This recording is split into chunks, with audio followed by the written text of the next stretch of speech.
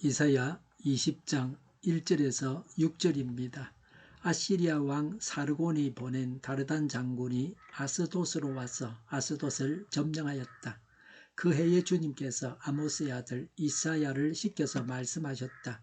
주님께서 이사야에게 말씀하시기를 허리에 두른 배 옷을 벗고 발에서 신을 벗으라고 하셨다. 그래서 이사야는 말씀대로 옷을 벗고 맨발로 다녔다. 그때 주님께서 말씀하셨다. 나의 종 이사야가 3년 동안 벗은 몸과 맨발로 다니면서 이집트와 에티오피아에게 표징과 징조가 된 것처럼 아시리아 왕이 이집트에서 잡은 포로와 에티오피아에서 잡은 포로를 젊은이나 늙은이 할 것 없이 모두 벗은 몸과 맨발로 끌고 갈 것이니 이집트 사람이 수치스럽게도 그들의 엉덩이까지 드러낸 채로 끌려갈 것이다.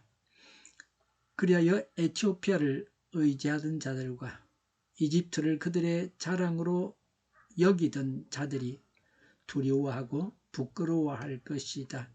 그 날이 오면 이 해변에 사는 백성이 이렇게 말할 것이다. 우리가 의지하던 나라 아시리아 왕에게서 구해달라고, 우리를 살려달라고 도움을 청한 나라가 이렇게 되었으니 이제 우리가 어디로 피해야 한단 말이냐. 아멘. 이 본문은 이사야의 예언을 통해 이스라엘 백성을 향한 하나님의 메시지가 어떻게 전달되는지를 말씀합니다. 하나님은 그분의 말씀을 선포하기 위해 이사야를 선택하셨습니다. 당시 긴박하게 돌아가는 국제 정세 속에서 유다가 취해야 할 올바른 태도를 선지자를 통해 보여주고 있습니다. 우리가 나아가야 할 길이 이 말씀 속에 있습니다. 1절에 아시리아 왕 사르곤이 보낸 다르단 장군이 아스돗을 점령하였습니다. 아스돗은 블레셋의 5대 도시 중에 하나입니다. 다르단은 아스돗을 점령하고 그곳에 꼭두각시 정권을 세우고 물러갔습니다. 그러나 아스돗 사람들은 아시리아의 꼭두각시 왕을 몰아냈습니다. 자기들의 왕을 세우고 아시리아의 2차 공격에 대비하기 위해 유다, 모압, 에돔 같은 주변 민족들과 연대를 강화했습니다. 또 한편으로 이집트는 에티오피아인 사박의 통치를 받고 있었는데 이집트의 원조를 청하기 위해 동맹을 맺자고 했습니다. 이집트는 이집트대로 아시리아 나라가 확장되는 것에 위협을 느껴 전쟁 준비를 하였습니다. 근동 지역은 일촉즉발의 긴장감이 돌고 있었습니다.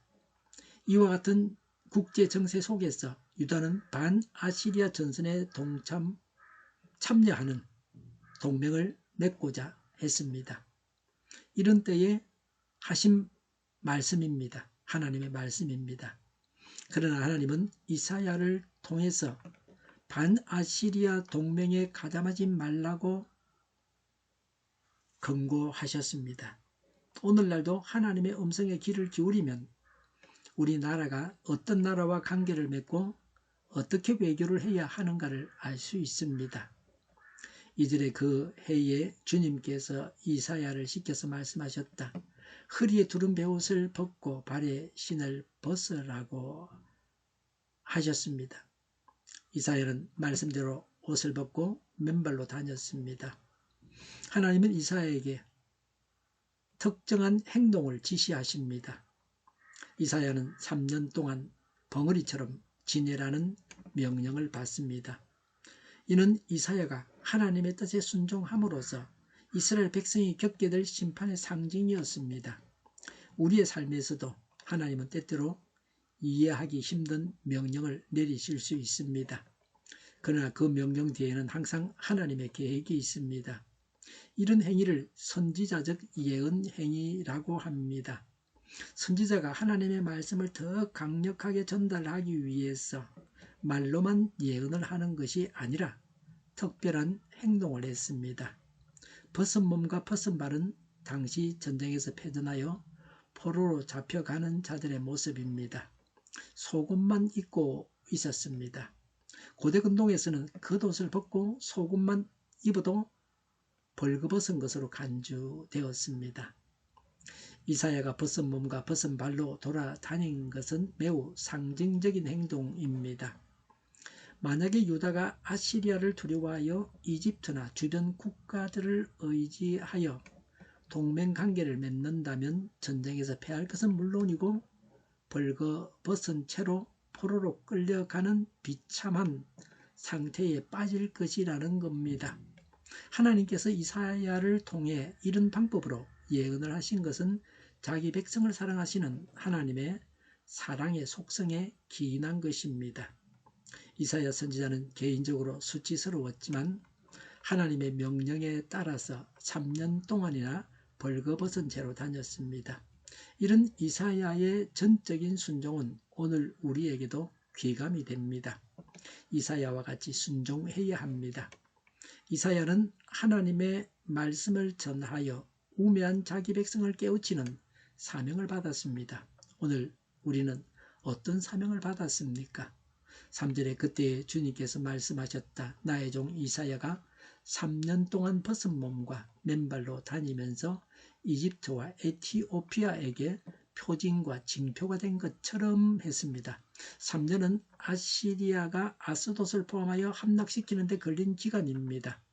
4절에 아시리아 왕이 이집트와 에티오피아에서 잡은 포로를 젊은이나 늙은이 할 것 없이 모두 벗은 몸과 맨발로 끌고 갈 것이니 이집트 사람이 수치스럽게도 그들의 엉덩이까지 드러낸 채로 끌려갈 것이다 라고 했습니다. 유다가 이집트를 의지할 때 유다가 이렇게 당하게 된다는 것을 보여주고 있습니다. 이 예언은 선포된 지 40년 후에 주전 670년에 아시리아 왕에 의해서 성취되었습니다. 오제 에티오피아를 의지하던 자들과 이집트를 그들의 자랑으로 여기던 자들이 두려워하고 부끄러워할 것이다 라고 했습니다. 하나님보다 강대국을 더 의지한 유다가 겪게 될 서디선 고통을 보여주고 있습니다. 유다인들은 이집트가 망한다는 것은 상상도 하지 못했습니다. 성도가 하나님만을 진심으로 의지하지 못하게 방해하는 요소들이 심판을 받게 됩니다. 이런 하나님의 경륜은 오늘날에도 동일하게 적용됩니다. 사람들은 눈에 보이지 않는 하나님을 의지하기보다는 눈에 보이는 것을 의지하려고 합니다. 우리도 지식과 돈과 힘 등 눈앞에 보이는 현실적인 것만 의존하는 어리석음을 범하고 있지 않습니까? 하나님 외에 다른 것을 의지하지 않습니까? 6절에 그 날이 오면 이 해변에서 사는 백성이 이렇게 말할 것이다. 우리가 의지하던 나라 아시리아 왕에게 구해달라고, 우리를 살려달라고 도움을 청한 나라가 이렇게 되었으니 이제 우리가 어디로 피해야 한단 말이냐라고 했습니다. 해변에 사는 백성들은 블레셋을 비롯한 반아시리아 동맹에 참여했던 모압, 에돔 등의 민족들을 가리킵니다. 이들은 아시리아의 위협으로부터 벗어나기 위해서 서로 동맹을 맺고 강대국 이집트를 의지했습니다. 그러나 하나님은 이집트를 여지없이 무너뜨리셔서 그들이 희망 없는 절망의 탄식을 하게 될 것을 묘사한 것입니다. 하나님을 알지 못하는 자들은 위기에 처하여 우리가 어찌 능히 피하리요 하면서 신음할 수밖에 없으나 성도된 우리는 어떤 위기 중에도 하나님을 부를 수 있으니 이 얼마나 든든합니까? 하나님을 알고 믿으면 매일 힘찬 삶을 살아갈 수 있습니다.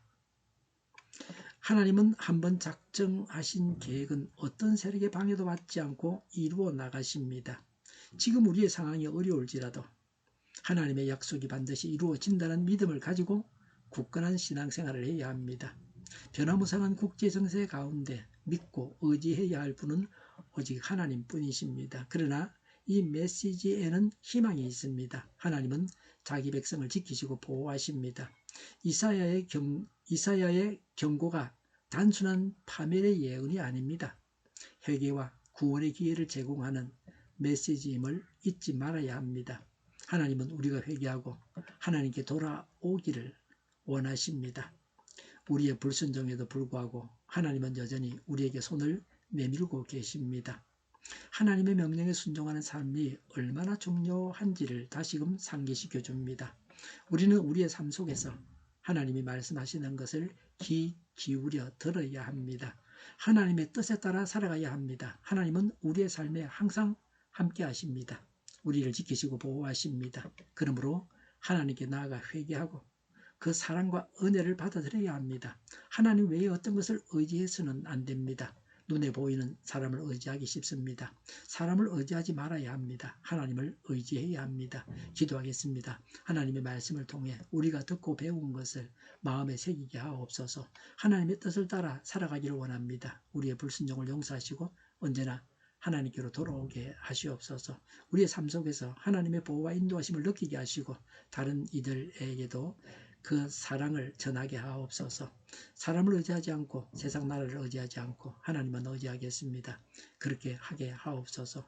온 세상에 교회 탄압법이 없어지게 하옵소서. 교회 안에 이런 법을 지지하는 자들이 회개하게 하옵소서. 저희를 불쌍히 여겨 주옵소서. 저희를 악에서 구하옵소서. 하나님의 뜻이 이 땅에서도 이루어지게 하옵소서. 저희의 간구 응답하여 주옵소서. 기도하기를 쉬지 않게 하옵소서. 저희의 필요를 채워 주시옵소서. 오늘도 차고 넘치는 복된 삶을 살게 하옵소서. 감사와 찬양을 하나님께 돌려드리며 예수님의 이름으로 기도드립니다. 아멘.